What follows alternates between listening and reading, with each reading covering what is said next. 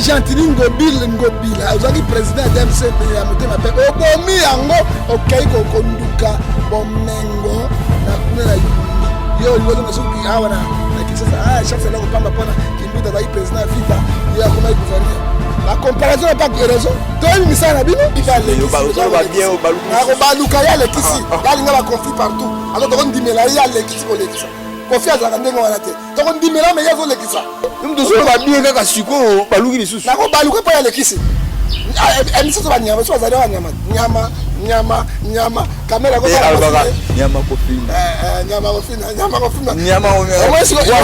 yoka nyama kofina nyama matembe saison ici na bolo kwa senta dire cap mobimba mariage n'est pas yo bingana yo boli yo peuple lo futi bango peuple wa mboka moto ba cardiaque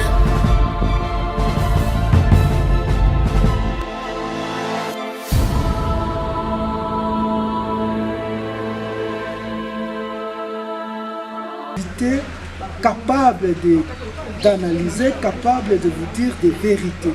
Aujourd'hui, je suis avec un grand invité, car il y a belle Lirette, le sur mon plateau, il y a belle Lirette, auto-enregistrant, émission naïe.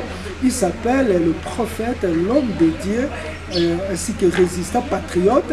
Azaraka, homme de Dieu, pas bataza patriote, parce que la Bible aussi nous dit, quand tu pries pour prier aussi pour votre pays, il s'appelle le prophète John Ndefa, à qui je dis déjà bonjour, bonjour Ndeko King Nzambe ya pambola yo.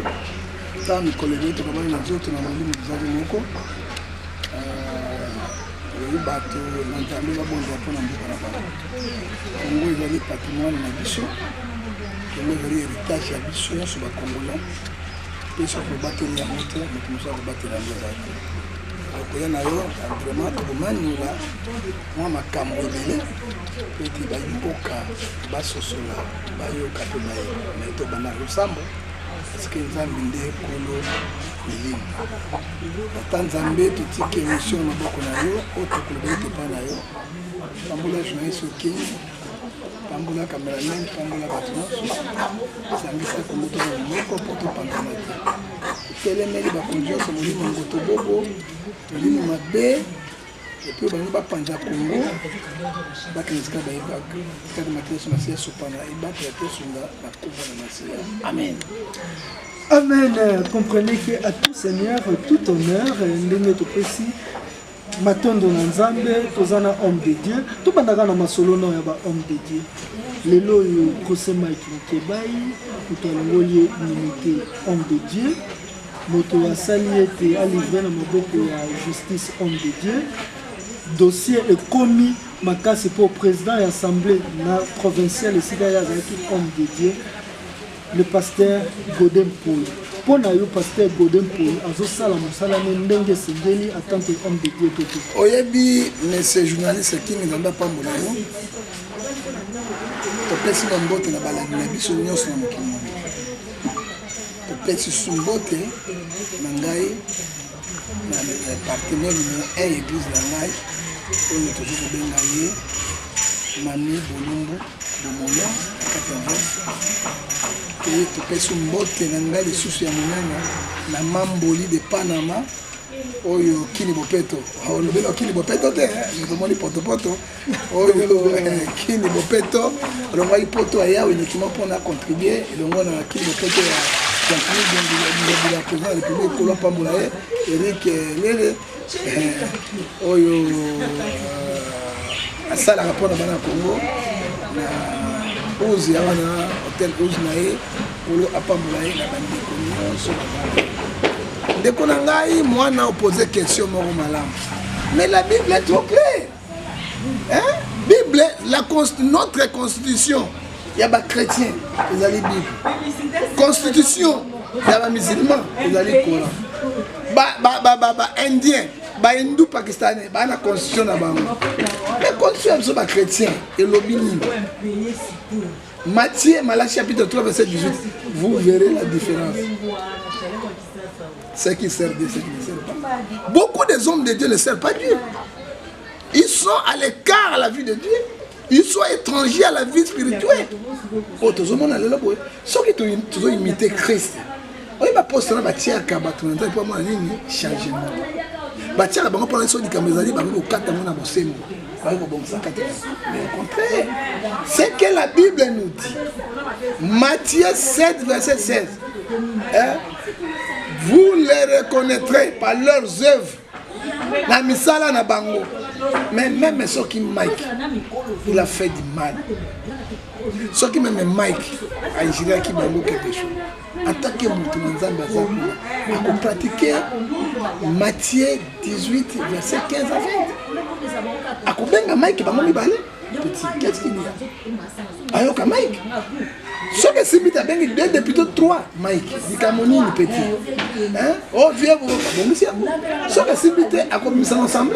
Ce que c'est bien ensemble, la Bible dit, bon, ben, Ganaya, Kendel Kola, à la païen républicain, il n'a pas fait ça à l'année procédure, à Yamoussa, dans un non, il y a Bible. Donc, pour la mettre ça, faut parce que, automatiquement, tu as le banal de sous. Tolongo wana. Neloko ya sali wana, tolongo ya le mec qui est dans la prison.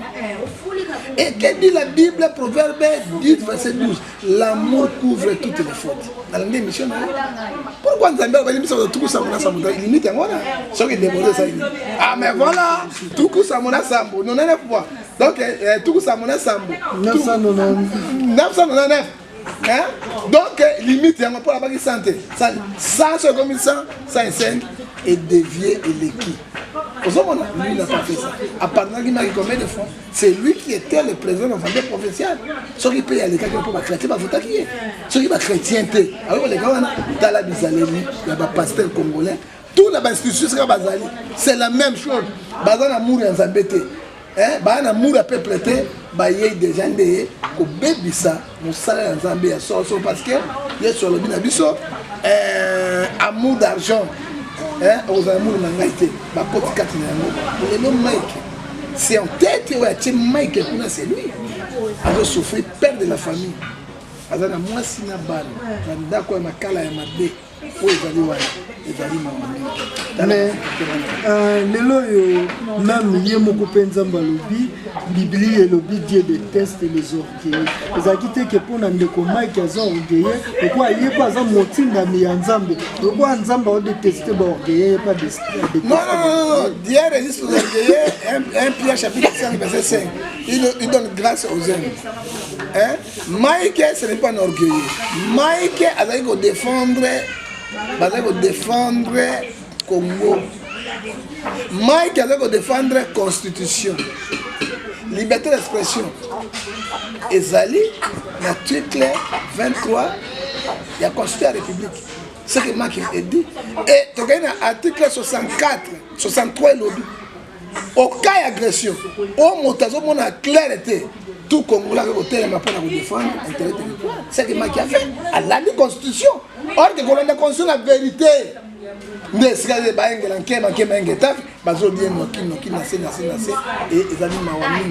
ce qui m'a Mike qui va s'allier. Et puis, on va pas au moins le peuple congolais a 4 positions dans le parti politique. Bazo embrouillé bateau. Lelo motoko la Mike. Oyo ba sali Mike boy. Na moni na procès ni Fayou, ni Bemba, ni Mosito, ni Katumbi, ni Kwa, ni même Daniel Saf. Et les gens dans la tango ya suga ça embrouillé ka bateau kaka boy. Bana poto. Bato ba sunga bango bango wana. Tala bato ba sunga bango bango. Biso tozolo bana bosembo ya Nzambe. D'abord, nous collabore tout batiki Mike. Procès à Mike, procès politique. Mike a combien de monsieur. Ce qui dit sur tel peuple tel limité et réagir et ça les gens moi je te dis Mike a risqué de condamnation à 5 ans de prison. Où est la population? Mike est mon béni.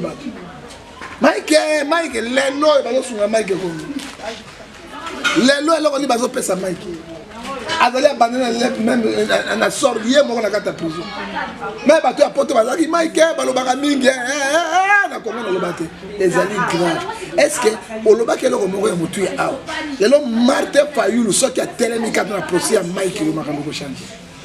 lelo ta bemba Moïse aye atelemi ka makambo changer parce que ça nini balingi volonté te balingi Mike a souffrir to bazo comprendre que balinga batu ba interpeller ba pour batelema na procès journaliste Kingi ce sont les gens qui cherchent les intérêts pour mobiliser bateau hein baza premier Moïse Katumbi aye awa moni ba Mike balongwaki awa bakendaki Lubumbashi hein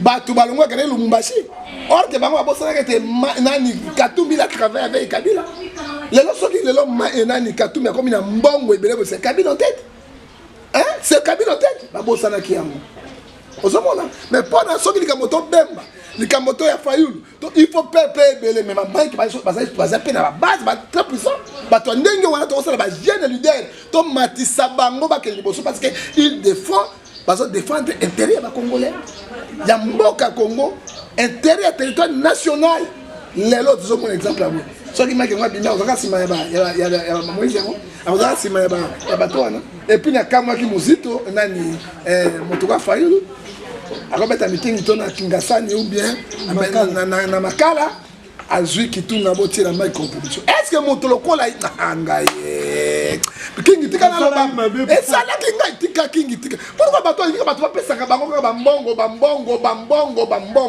bato na politique bazo china bato bazo souffrir mais bato ba na pelo ko liate ba na banda côté non ba pasteur non sauté moi je suis pas riche moi je défends la nation je défends le peuple congolais je suis pauvre parmi les pauvres hein king je suis pauvre parmi les pauvres hein attends ma bien pasteur le qui ouais bango le qui pe azu kitunga atie lokola mabongo est-ce que par là moi c'est 50 000 $ ta personne et pas Mike Fayulu hein est-ce que moi on a 100 000 pour aucun aboloko famille ne bi kate ata 50 000 te bango ba ngaba sa ila kanga bango ba to ka bonheur na bango yango moni Jean 12 43 ils aiment la gloire du monde que la gloire de Dieu. OK ce sont les gens hein Jean 12 43 ils aiment la gloire du monde que la gloire de Dieu.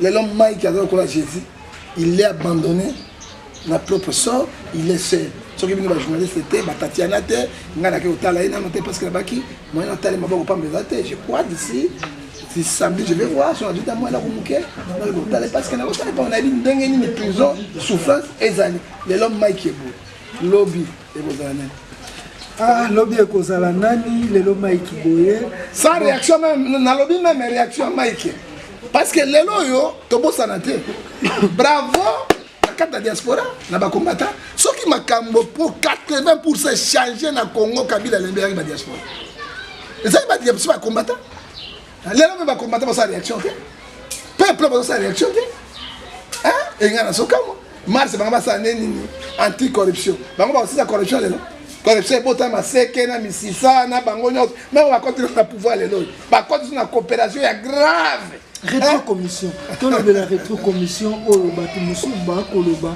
que Mike Plaza eza dossier wana ya 15 millions de fandisi na kasho pour lelo no basambisi ete toyebi à part Daniel Monate batoyebi te ba dossier musu eza nini bino basali ya nzambe boza ko encourager rétro-commission toté pour monsieur Chilombo azali chrétien yazo partager foi chrétien ya le bien rétro-commission eza condamnable te na RDC bino basali ya nzambe bolobini pour yo kana bisayo monsieur gouverner c'est prévoir ce qui peuple besoin c'est payer là net il est dans une biso le pays producteur du courant depuis tant que tout le monde est en courant est-ce que les pays marchent non hein bah quand ta main n'est pas lingi mais la facture des oya les pays marchent non il n'y a pas de social bah discours la bine belé wana faut dire la vérité et d'aller bah tout le monde va dire à 23h n'a pas massou na mbongo 18h na tini maman na zo dia biloko na 22h ya wali bumu comment munene ko na zen mbongo te donc awa ba tifoide na ba qui l'ensemble na estomac déjà il vit pas na dire à 22h 23h na dire na 20 na ko sepe na mboko yo constitution ya république ezoloba na article 58 ya constitution les biens les matières premières de la République démocratique du Congo tout le monde a le droit de les jouir et va partager en équitablement constitution lobi boy yo king so mona diamant yo monsieur king na mo so bimande fo so mona diamant yo monsieur king mona déjà combattre monsieur king yo mona diragno monsieur king au moins Nzambe mboka mo tout ozomona article mais quand on voit ceux qui bateau da côté na pouvoir bango na basi na bana na bango bazo boloko ka bolo mai ka wende ni vérité peuple bolokote fièvre na poto atiki ngaliema biso awa na bandako ya hôpital simanda quoi bête tole hein mais ba yebe intérêt peuple te monsieur ba na mood de peuple te ba na pas de peuple te hein et là on m'a que zo wena hein et quand moi je vois aujourd'hui c'est la continuité de Kabila hein parce que les politiciens ils ont un bon discours hein le discours na bango wana depuis Mobutu tio ya suka ba discours ka malamu quand même Mobutu azali ko loba za ko réaliser. Mais depuis Kabila, Oyo, le père, Oyo, Tilombo, et là, ils sont des très bons discours dans ce cas, ceux qui, pendant S. Mboka, n'a pas eu Koufa, non, mais il ment, au Koufa, Bible, Basabiso, na Mokanda, na 1 Corinthiens chapitre 13, verset 4. Ceux qui même dans une autre, on a la cabine, mi bomi pour na batoto de loco. C'est la zaki bolingo, ça pas. Mais ceux qui basent na bolingo, bah quand benga même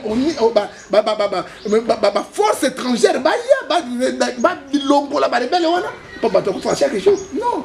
Mais bah force étrangère en gros les lois, il faut qu'on se le dise, basé na sima Rwanda pour Rwanda les lois, ils ont biloko ebele na Congo, bazo ke kopesa ma force étrangère wana olobi monsieur Chilombo Antoine le président du Congo azangi bolingo nanga bolingo bon azangi bolingo parce que azango s'arrêter toujours na bato FCC. Ce sont les gens de FCC qui ont travaillé pendant 19 ans de pouvoir. Moi na campusio obi na tango wana ba étudiant azangi blague té ba étudiant si ya menga wana zoka zo yembama étudiant, l'étudiant combien? Moi non, étudiant n'a pas la parole. Tant que bengi étudiant, à l'université Kinshasa, à Lubumbashi, à Mbandaka, avec chapeau na bangola mayaka ebele. Mais ça qui danger, ça c'est place ya Mobutu. Mais là, tout ce monde a dit